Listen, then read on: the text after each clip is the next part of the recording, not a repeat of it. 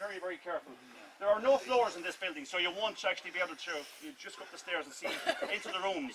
But don't worry, there are barriers, you won't fall through. First of all, this, as we said, Donald mentioned it last night, this is the last datable tower house in Ireland. So that's its significance. It's a very significant building in that sense. It was built in 1643 by Daniel O'Madden of Derryhiney, obviously, because it's called Derryhiney. Derryhiney is the townland here. I don't know, Derra is taken from the natural term, it's for oak. So it's the oak, and Hiney could actually be Hivney, or that it could be an earlier name that was here in the area. We don't know. Well, I don't know what the Hivna or the Hiney bit, the anglicised Hiney bit actually means. But anyway, it's Derryhiney Castle. It was built in 1643 by Daniel O'Madden, and that's very, very significant for scholars of castle studies in Ireland, because by that time you have the likes of Portumna Castle. Portumna Castle is nearly 20 or over 20 years old at that stage, and when you visit Portumna tomorrow, you will actually see it's a totally different type of building. It's a comfortable Renaissance house with all sorts of apartments, private space, whereas these were what they call a single pile building. In other words, it's just a block with each floor. You have small little antechambers in the hoppet, but basically what they call a single pile, floor upon floor upon floor. You didn't have that same private space for that.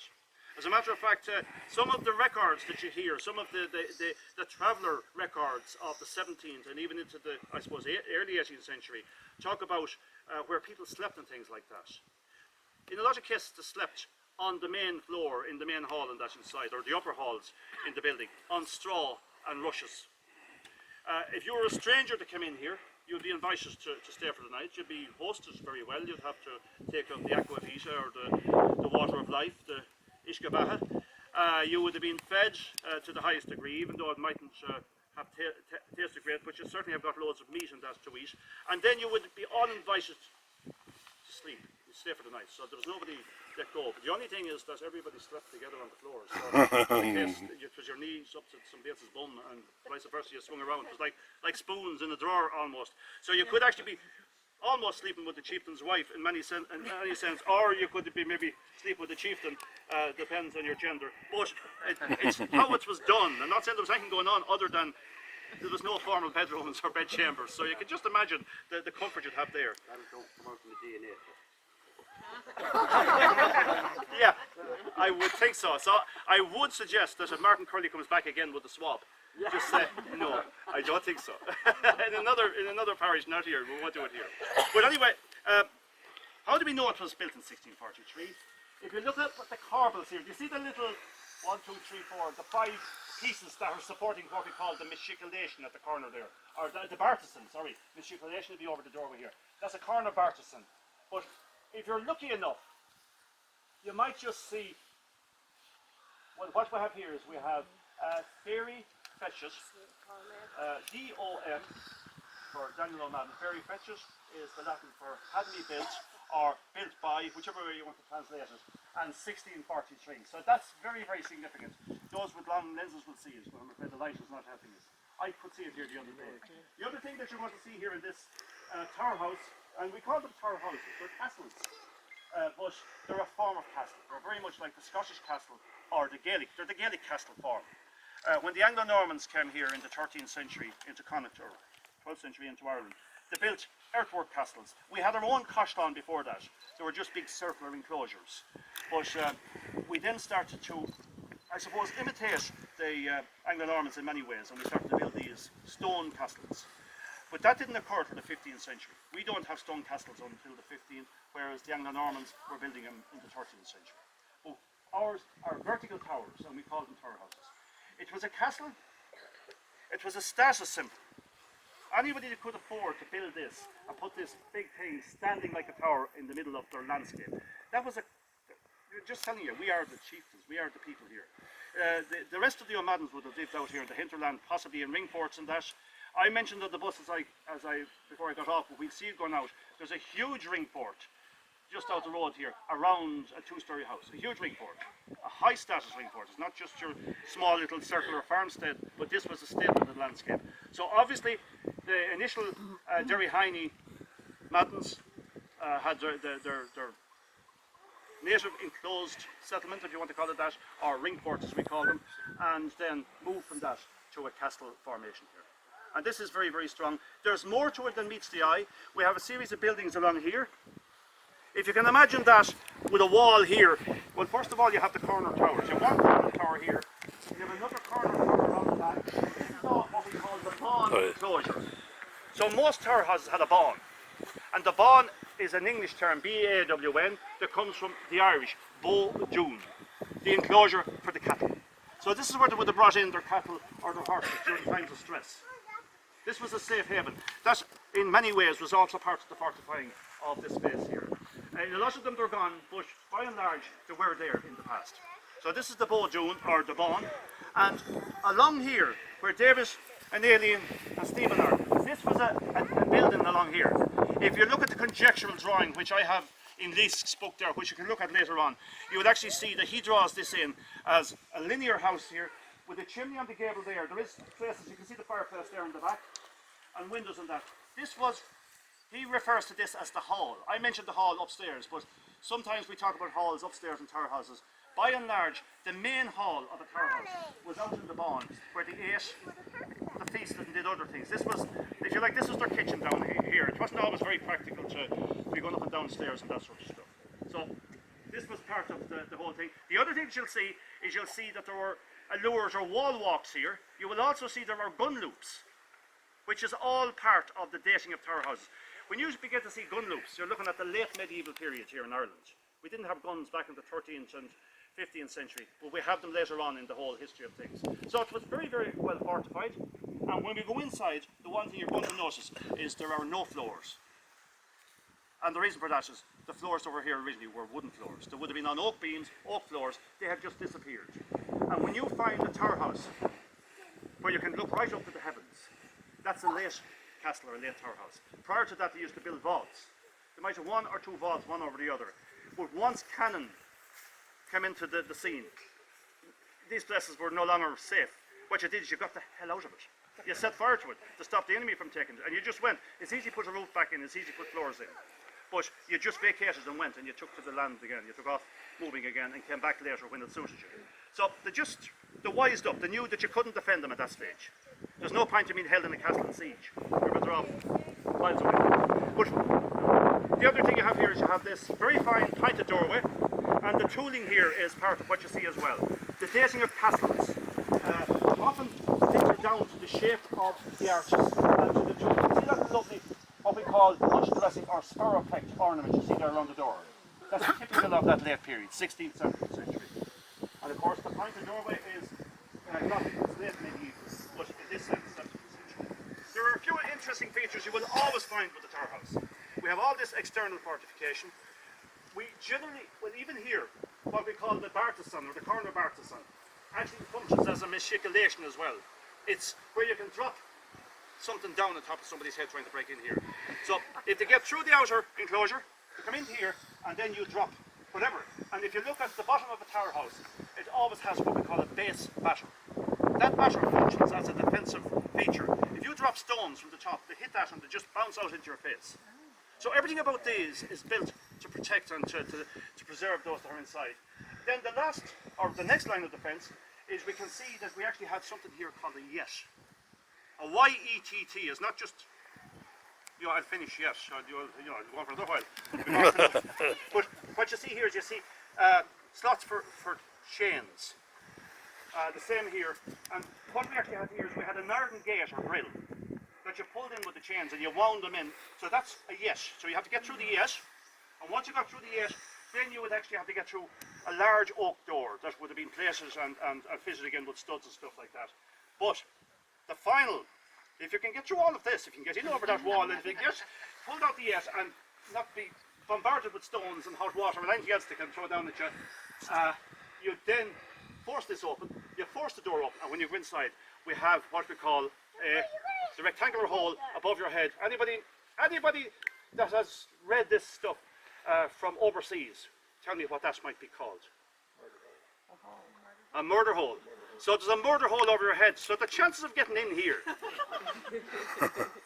So everything here is about keeping the other buggers out. So just think about that. So we're going to go through, I'm going to open the yet for you. The yes is gone, there's only a few yets surviving in Ireland.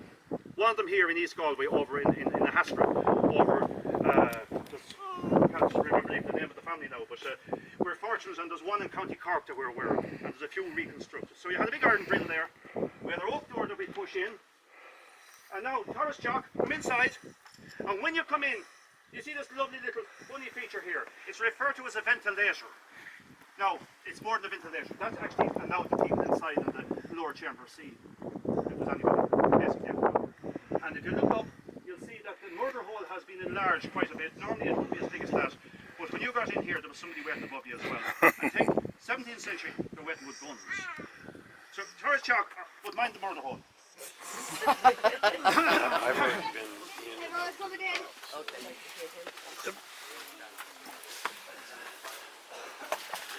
Now, just mind your heads coming in because there's a lot of arches and things. Yeah, well, I'm safe. I can walk most places. I can nearly get into a rabbit burrow in most places. You get the sense of height. Just take a look up when you come in here. You get the sense of height. You'll also see that there are very, very large window embrasures. So they could have sat around the windows and things like that. They made use of that space.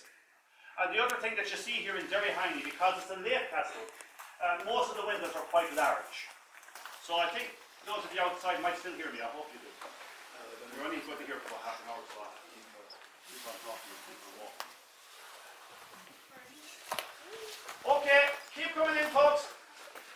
Last one's out. I'd say people with cameras be the last out, and you have the best chance.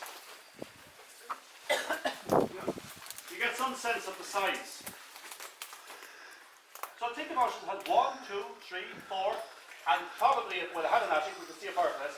So it has 5 different floors to it, or 5 different stories to it. The ground floor generally was for storage and stuff like that, but we can see that there was actually a fireplace in it, we think. Maybe it was a window embrasure, I'm not sure. No, actually it was a window embrasure. You can see the angle there. Possibly reworked as a fireplace. Alright, keep moving in. I want everybody in here. There's going to be a siege. The horses are going to surround it.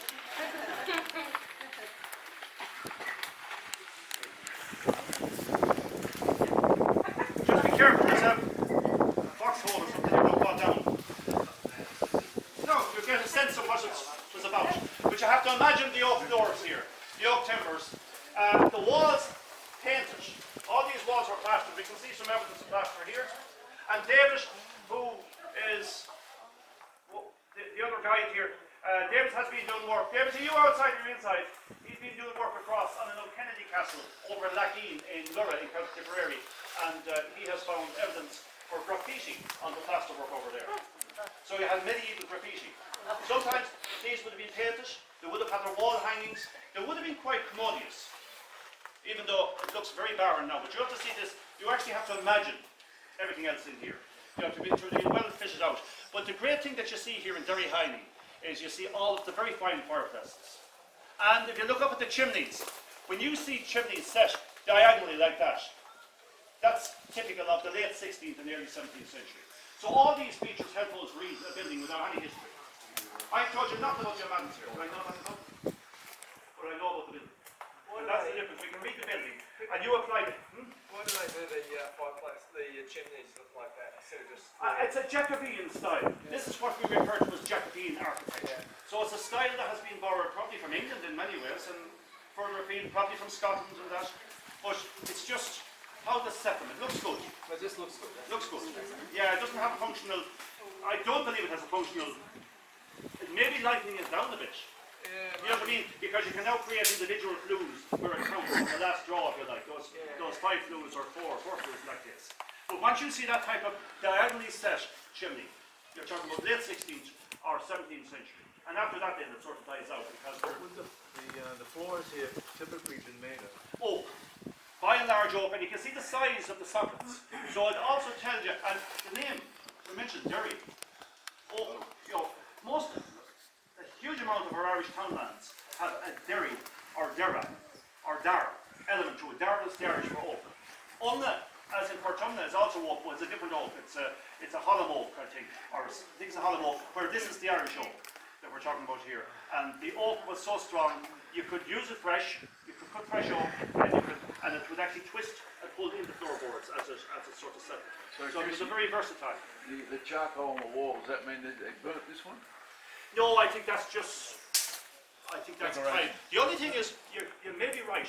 We have no evidence of it. If you look here at the fireplace, there's a bit of spalling there, and as we come in the doorway, there's spalling on the doorway, which does suggest there was a fire at some stage. But we don't have a historical reference to it. But that in itself would help. But you just have to imagine this with all its oak floors in there, your staircases up along here. I don't think. Do we have it? Oh, we have it. It's the spiral staircase. We have a mix, I think, of mural and spiral staircase. And the spiral staircase was typical. It was always in one corner of the tower house, and in the majority of tower houses, the staircase functioned in a manner that allowed you defenders from the top. So when your enemy was attacking, when they stepped out, they'd have to show their right hand. Most people are right-handed. But Brackloon, little one down in Clonfert that Donal has, the staircase goes the opposite way. So obviously that family were left-handers. Because you're not going to sacrifice your hand, but you're going to force the enemy when if they get through everything else and start to follow you up the stairs, they're now with their hand out and you take off their sword hand. So everything about them is military, but also high stat. This is a statement. These guys don't need this. They live out in the ring force. They were happy in the ring force for years and years.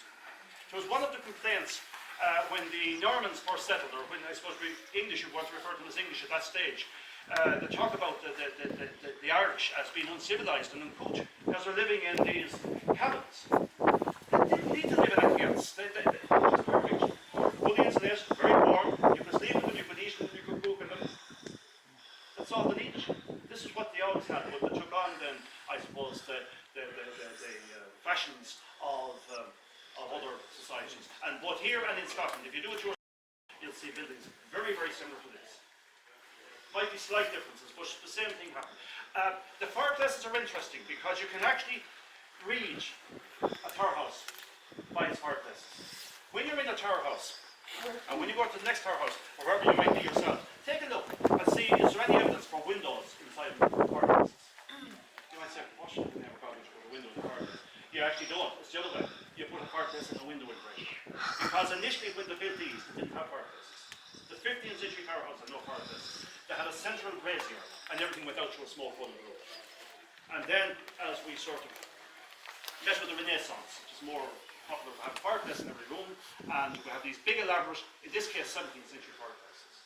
Often you'll find the coat of arms or a logo or a legend carved on these. There's nothing like that here in Derryhaney. They kept it quite simple. But we do have that lovely little peculiar ventilator thing there that we find in other tower houses in the garderobe or the loo. These places were fitted with their own toilets, latrines or garderobes. The garderobe comes from the French. It says garderobes, where you had the urea, that pungent smell of the urine and everything else that went on. The moths didn't survive, so you hung your best woolen cloak in the garden, the robe, the protector of the robe. So you wouldn't need no fleas or nothing in your jacket with the smell of the urea. So from the French we call them garderobes. But you'll see the garderobe shoot outside. We refer to it in a very uncouth manner ourselves sometimes as a nest shoot, but that's archaeologists then themselves push the shoot. It's a good way to remember it, but it's the latrine shoot or the garderobe shoot. And all that came down went out, and so they took it away in a wheelbarrow and put it on clothes or whatever. But anyway, this is your major castle here in this area. We're delighted to be in here. Catherine O'Donnell stops to get us in, and we said, so we're privileged to get in here because there is no official right of way in here. There is, but it's defunct. It's going through a little farm. And Catherine has been plagued in the past with people coming in here. It's not that she wants to stop them, but her farm insurance has required her to stop it, or she's not insured. So that's the dilemma we have. And Catherine had engaged here with the state a few years ago, and we almost had a deal closed whereby she was selling a new right away in here. With the collapse, that collapsed, an unwillingness and all of that that took place in the end. They left Catherine out of pocket, high and dry, and we still have no public access here. Only by the goodwill of Catherine Kelly here and her family, we wouldn't or should be here. Even though this is owned by the state. So they have no way in. Helicopter. It's silly. That's how logic works. That's yeah, there must have been, I'd say that was Kieran Madden. That's why he changed his name